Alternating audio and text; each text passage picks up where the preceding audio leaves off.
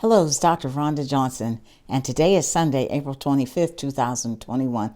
Today I'm going to be talking about distrust and the COVID-19 vaccines, and I'm going to tell a story about a West African brought to Americas named Onesimus.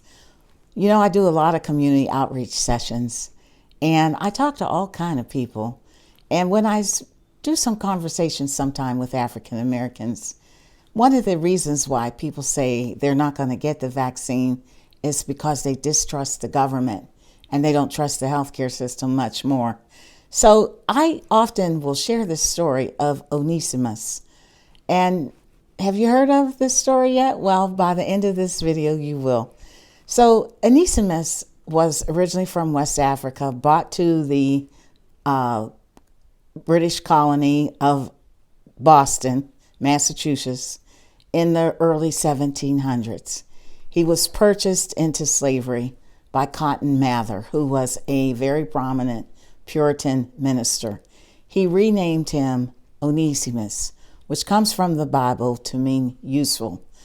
Well, smallpox was raging in the colony at that time. And of course, people did not ever have immunity to smallpox. Now, smallpox is like very fatal, highly fatal, and very extremely contagious. So it was a very feared disease.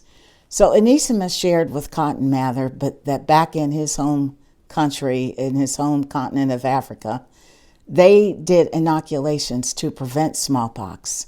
Now this was in the 1700s. And he described this medical procedure where they cut a small wound into the arm and they inoculated infected pus from somebody with smallpox into that wound. Well, what we know today had happened then was that the immune system developed an immune memory, produced antibodies, and conferred protection so that when someone was exposed to smallpox, those who had been inoculated were no longer susceptible. Well, Cotton Mather wasn't able to convince any of the area physicians to adopt this technique. In fact, he was highly ridiculed for recommending a procedure that was brought to his attention by an African slave. But by 1720, smallpox was raging and out of control, and a physician by the name of Dr. Boylston decided to try it. And he managed to inoculate 242 people. Only 6 of them died, and compared it to 844 people who died who hadn't been inoculated. So I share that story to let people that I talk to know that vaccination was not invented by the U.S. government. Vaccination was a established procedure in some African countries as early as the early 1700s and brought over to this country by an enslaved man who was given the name of Onesimus in Boston, Massachusetts. So whether or not that helps with the issue of distrust, I don't know. But an African man saved many lives because of it. And I want to remind people that all vaccination does is prepare your body's system, your body's immune system for the real virus by giving it a chance to identify the virus, build up defenses through the production of antibodies and cellular immune memory. So that's the story of Onesimus.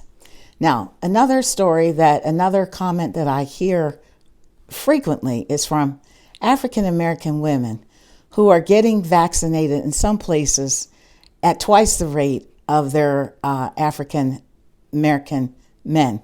Now, again, these aren't general numbers and every location is different. But I get a lot of questions from African American women asking me, well, do you have any advice? I've taken the vaccine, but I can't get my dad, or I can't get my husband, or I can't get my son to take it. And generally, I don't have any good advice because, again, I understand that mistrust is very high, and I don't have a prescription to address distrust. That's just going to have to come over a period of time. But what I do tell them is that I acknowledge all of the discrimination, racism, medical experimentation, and we can't argue about that because that did occur. But I also do say that the numbers don't lie. Black men have disproportionately died from COVID.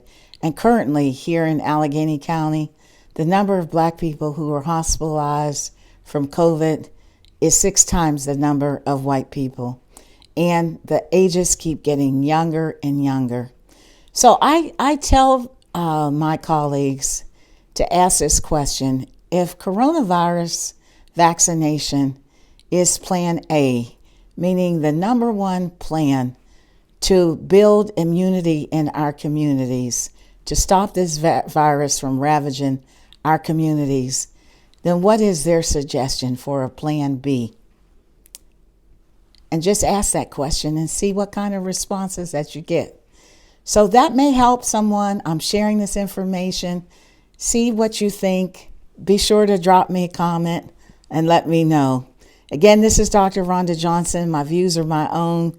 I'm just sharing some of the stories that I often hear so that you can be equipped and empowered and maybe have an answer when you hear the same thing out in the community. Because after all, we have to all be ambassadors to help end this pandemic and to help save lives.